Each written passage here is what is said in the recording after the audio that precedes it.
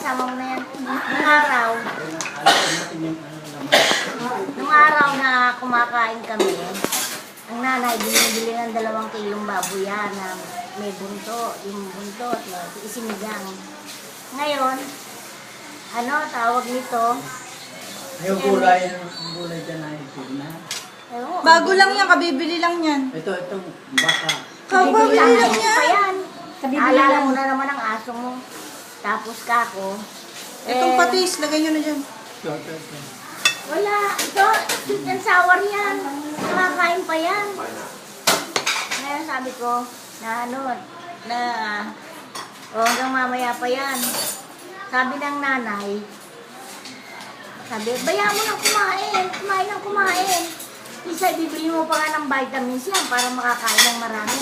Bayaan mo siya. Kaya yung 2 kilong buto-buto, nakakabit ang bunto ng baboy, buntot ng baboy, ubos namin yun, isang kainan lang. Oh. Tapos naman, nung alam mo, Jeric, marami akong kwento hanggang ngayon, pa. Tapos, naman, ang kuyang naman, gumurado si Lenget dito sa sa Picoco, diyan sa may ng Baclarang. Gumunado ng high school. Meron siyang medal. Sabi ko, dinatagalan kami. Kasama ko nanay, si Maria, ako. Kami lang yata, ewan ko kung ano pa. Di, natagalan. Naghanap pa si Lenget. Tapos naman, ulam namin ng pananghalian, kasama na hapunan, yung ginisang munggo, at saka merong sapsap na piniritong malalaki. Siyempre, natagalan niya kami kasi may si Lenget, may honor.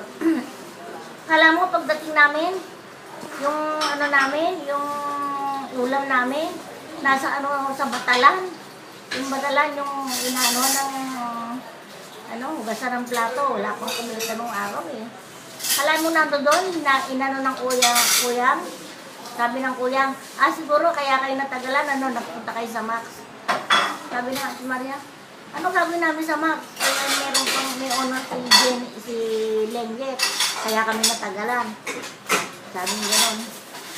Di sa ng Ate Maria, binili ng 1 kilong baboy, 1 kilong baka, 1 kilong atay ng baka. Inadobo na Ate Maria yun. Alam naman yun, masarap magluto yun. Alin? Oo, nandito yung basura. Nakabitin yun. Sabi sa amin, sabi mga nakakabata, huwag yung gagalawin yan sa kuyang niya. Kada kain, yun ang kinakain niya. Pero kami, hindi kami talaga tumitikim. Pinabayaan namin. Alam mo naman ang Ate Maria, yung kapatid ng nanay, na panganay, parang batas ang sinasabi nun. Pag sinabi sa iyo, kailangan tuparin mo yun. Ganon ang naging namin nung araw. Kaya si Aga, parang ganon. Ganon ang ugali ni Aga. Masarap kumain.